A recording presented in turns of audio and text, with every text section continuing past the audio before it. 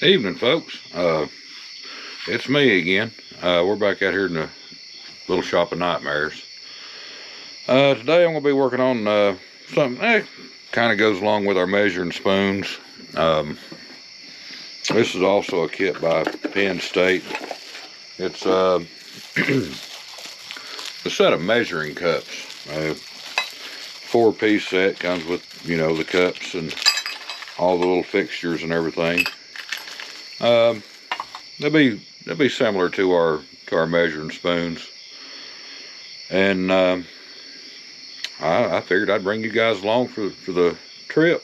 We'll be using bocote wood on this. As I've said before, if you've ever turned it, it kind of smells like a pickle when you're turning it. I don't understand it. I don't know, but let me get you over another stand and I'll bring you back. I've already went through the trouble of trimming everything up, and we don't need to go through that every time. But I'll get you set up in the other stand and we'll get started. All right, we've got it set up in there, and everything already chucked up and ready to go. We'll see what we can get done. We'll be doing a CA finish on this one as well.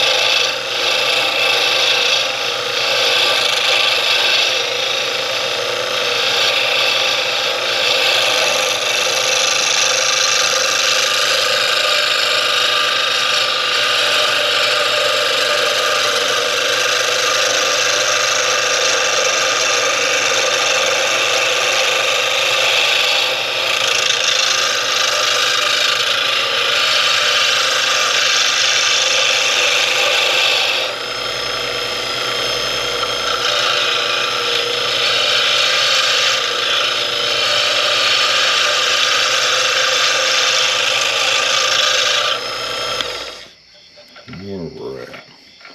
I feel like I got a little flat spot going on there. Yeah, I got a little one right there. It's nothing major.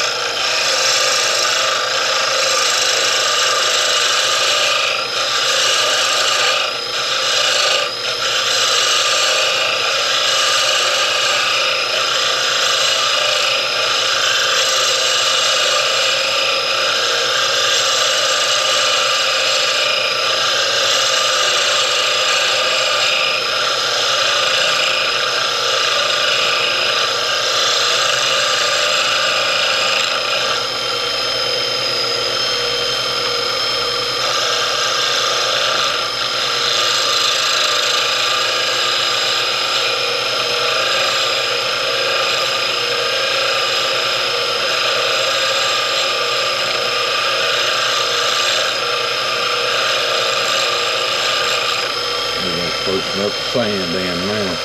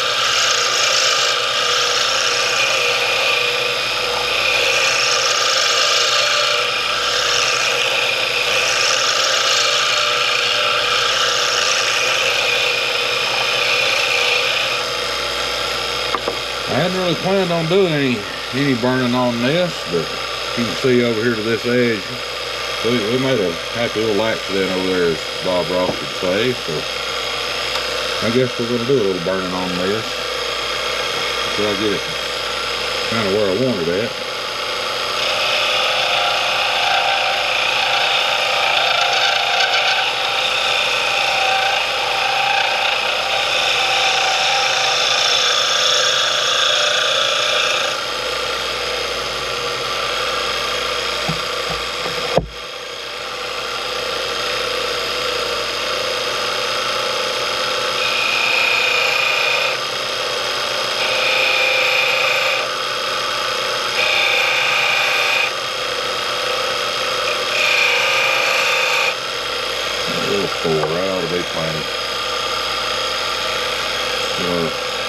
Trusty rusty wire up here.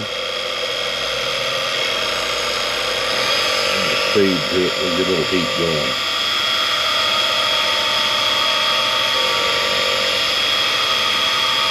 Maybe.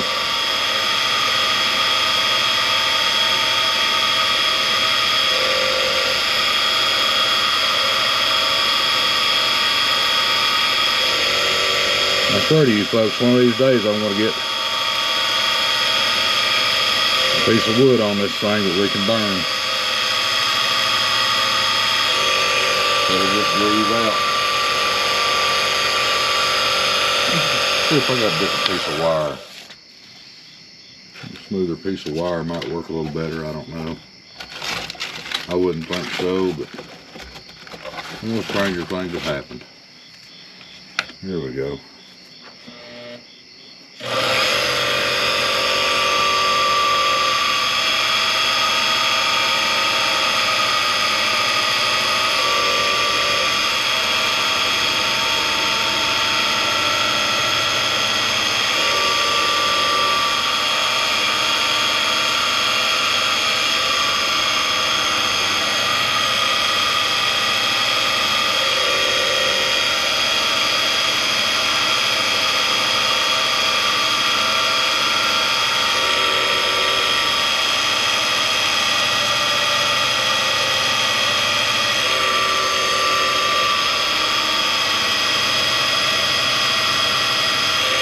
There we go.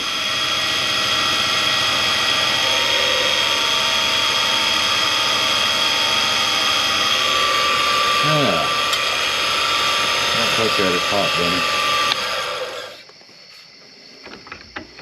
Bunny. This bocote wood, spelled B-O-C-O-T-E, I believe. It makes really nice pins. It's, you know, for small objects like this, you want something with a lot of grain structure to it, something with, you know, something contrasting. That's why burl works real good. Burls do. Just, you know, you've got a lot of contrast in here. Let's sand her down and smooth it out and see what we got.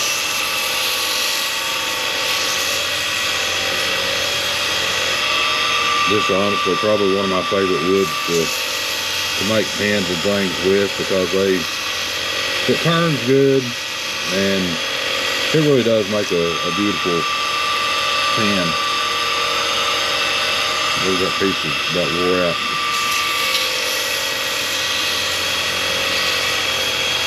Or in our case, a cup handle.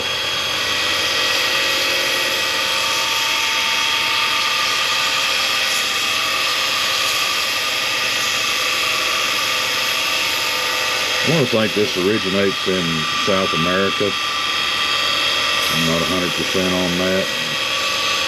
Have to do my research, I guess.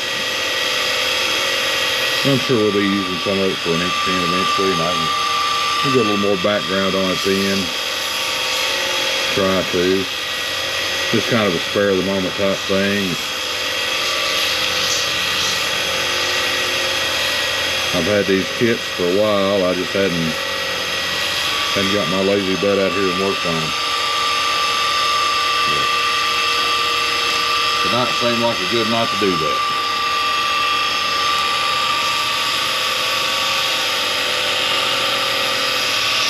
220 up here and see what they look like.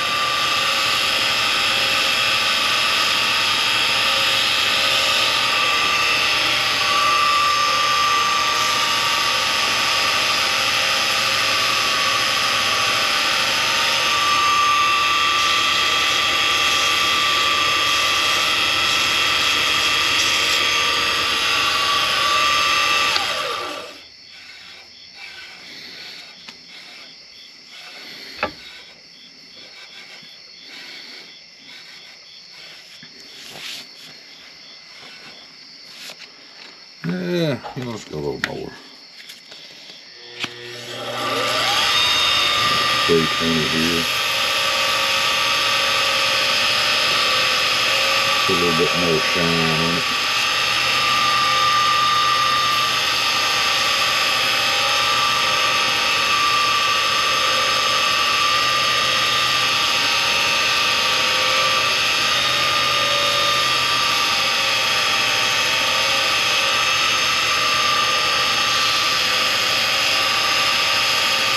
A lot of your finish is kind of like body work on a car. If you've got a good base to start with, you can come up with something. If you've got a poor base, your paint job ain't gonna look very good. And it's kind of the same way with making these pins and doing this little stuff like this.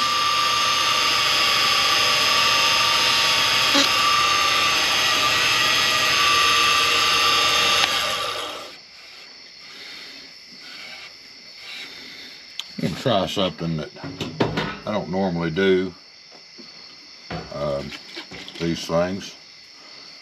I'm gonna try a little bit of just a light stain to see if we can kind of bring that grain out a little bit better or worse, or we'll just try something out just because we can.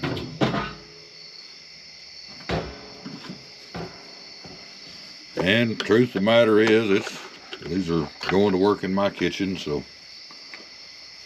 if I don't like it, I'm the only one that has to really put up with it. If you folks don't like it, you can turn the video off. This is just golden oak, Minwax golden oak stain. It's nothing spectacular.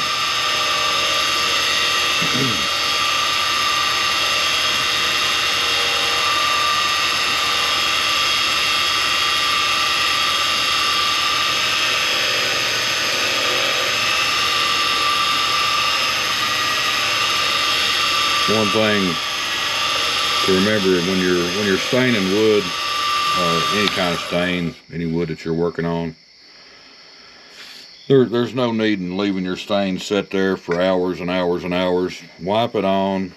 The first 10 seconds, whatever it takes, is probably all it's going to take.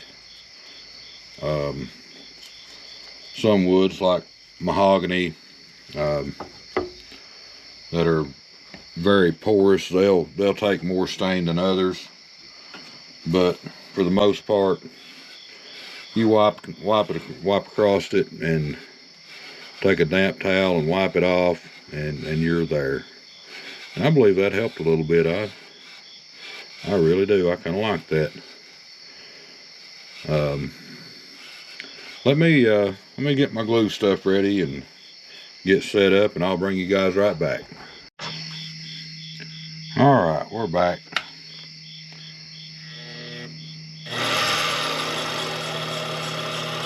Turn the power down there. We don't need to be going full bore with this.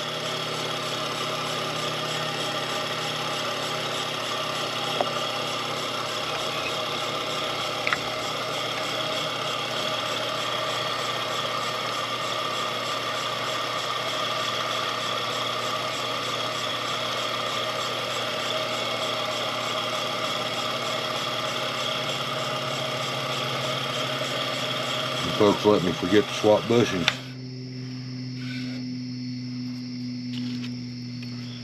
Ah, man. Me, swap bushings. I'll be right back. Alright. We got our bushings swapped over now. We can start this again.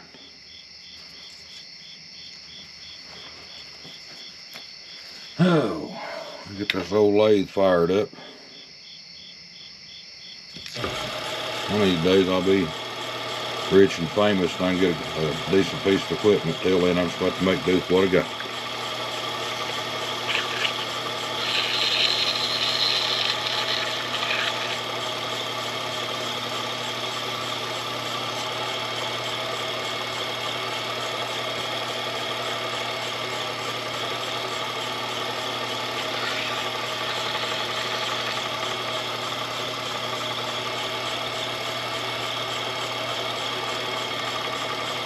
Well, I was going to try something, but I can already see it ain't going to work.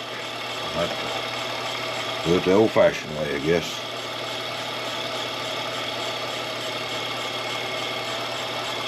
I'm going to try to put just a few coats of the thin on there and polish that out, call it good enough. You don't really need a real thick finish on these, but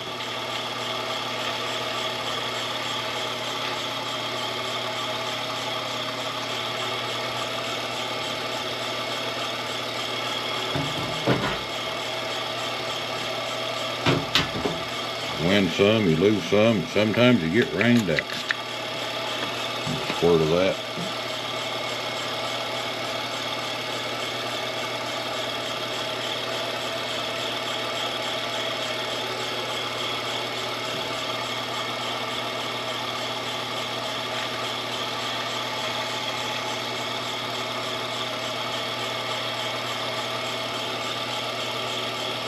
You know what? I think I'm going to quit while I'm ahead.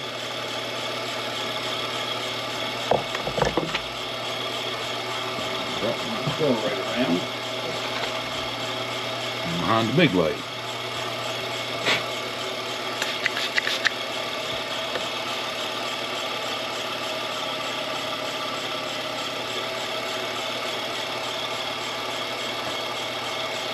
Let's see.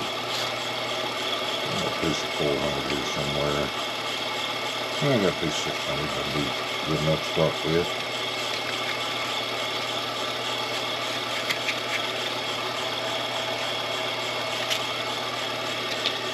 That looks pretty smooth to my eyes, but we'll find out how smooth it is here in just a second.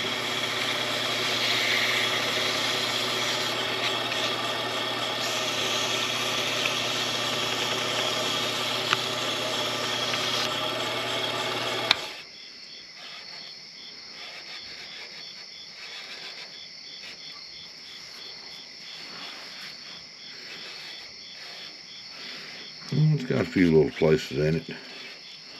I can probably get those out though.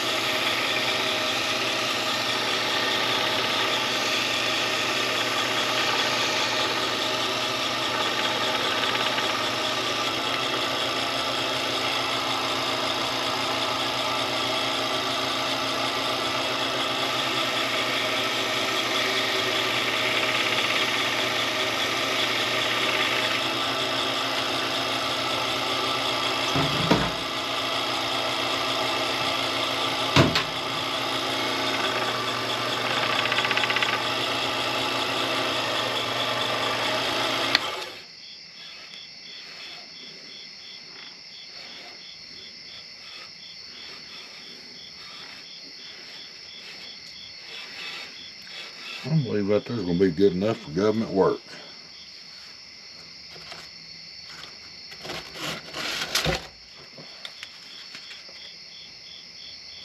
That's more 600. I know I've got some 800 and some 1,000 around here somewhere.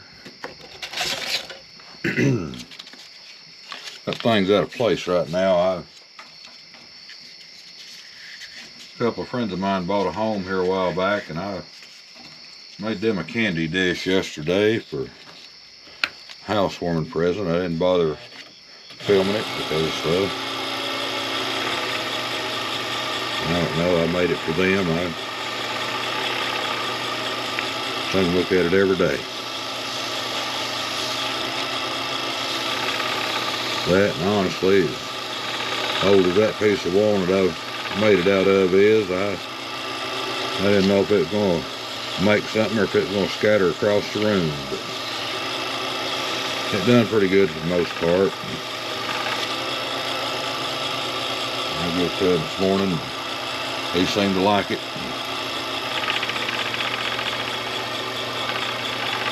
What his wife thinks of it, I don't know, but I'm sure if she didn't like it, she'd let me know by now. I'd have heard something from somebody.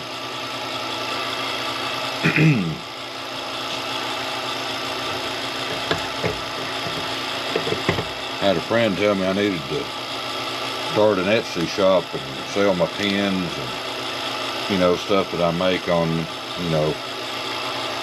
And I don't know, I try to make things that I'll use, but, you know, if I was going to do this for a living, you know, try to make and sell ink pens and measuring spoons, measuring cups for a living, I'd probably starve to death next week. Because, you know, I don't know, I feel like a lot of people think like I do, and just can't justify the price I'd have to charge for an ink pen. So I make these, and I make this stuff and give it to people as gifts. You know, just kind of me. I always like homemade gifts better than I did anything you buy at the store. You know, I just feel like people may appreciate it a little bit more, you know, you taking your time to, you know, put the thought into it and create something that you hope they'll like.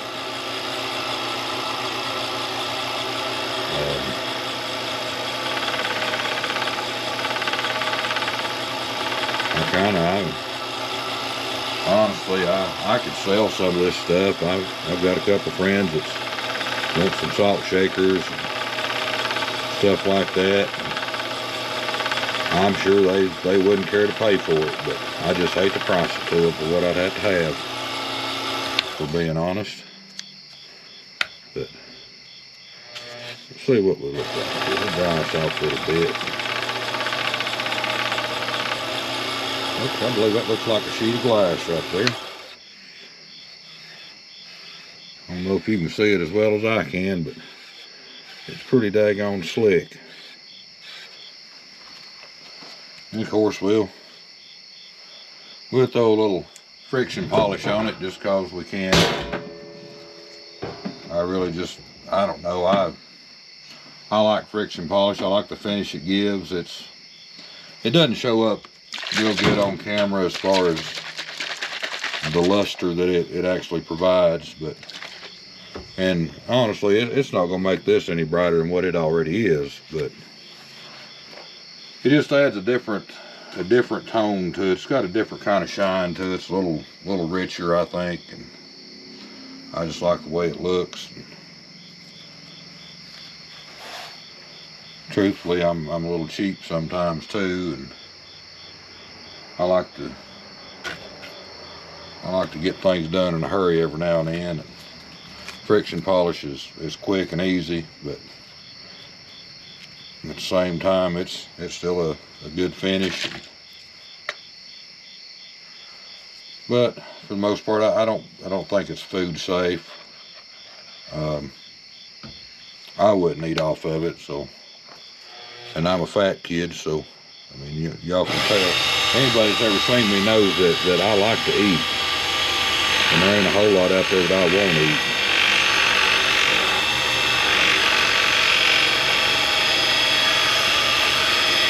I don't know if it shows up on camera or not, but you can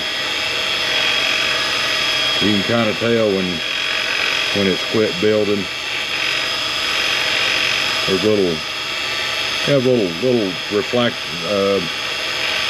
refraction, I don't know, little lines you can kind of see in the finish, and you still got finish going on. I can see it in the light, but I don't know if the camera can pick it up or not. Move my big ass hands out of the way. I'll move it around there. Maybe if you've got a good television, not one of them things left over from 1980s, you might be able to see them. But one nice thing about that friction polish, it will build up. It seems like you can make that stuff 1 inch thick. And it goes well over, you know, it goes well over the CA finishes. And another nice thing I like about it is, on pens especially, you know, you carry a pen around in your pocket, it's going to get dull. You know, the finish is going to get dull looking on it. You can take a little furniture polish, spray on a paper towel, and just wipe your pen down, and there you are. You know, you've got that shine right back.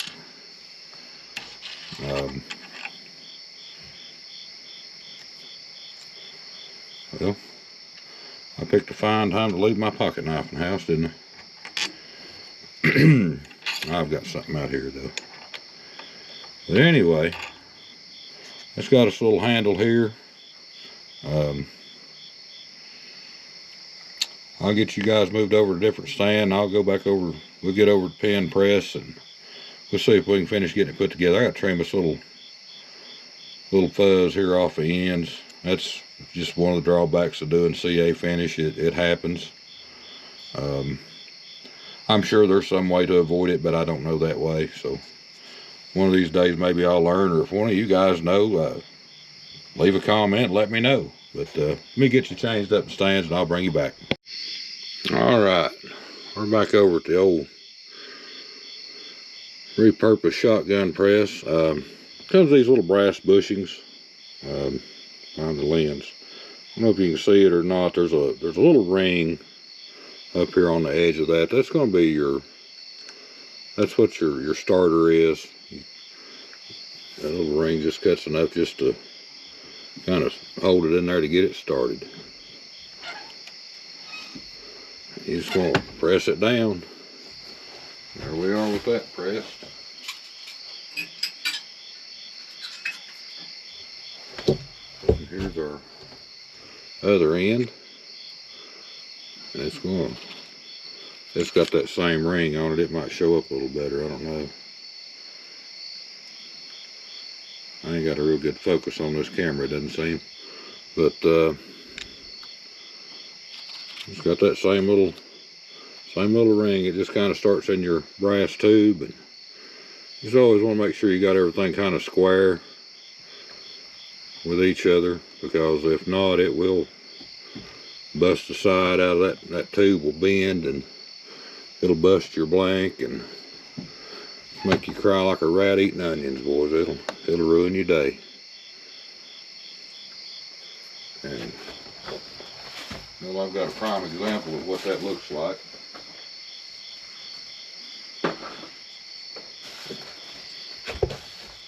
This pen here, beautiful pen, made several years ago.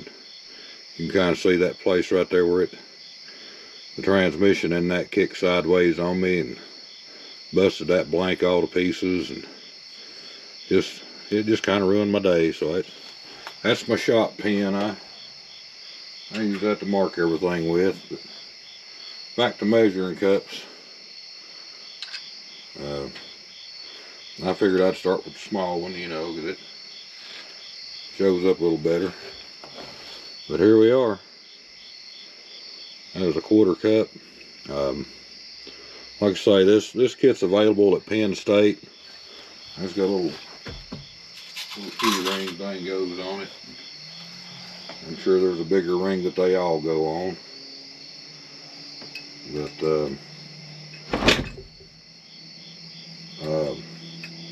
yeah, that kit's available through Penn State. They make the kit. I believe, yeah, it's available at Craft Supplies USA and all that stuff too. Just kind of a, you know, basic key ring, split ring. But yeah, that's something you want to do. It looks real nice. It all fits up good. It fits good and tight and everything. So I would highly recommend them. But anyway, folks, that's enough for this one, and I'll see y'all on the next one.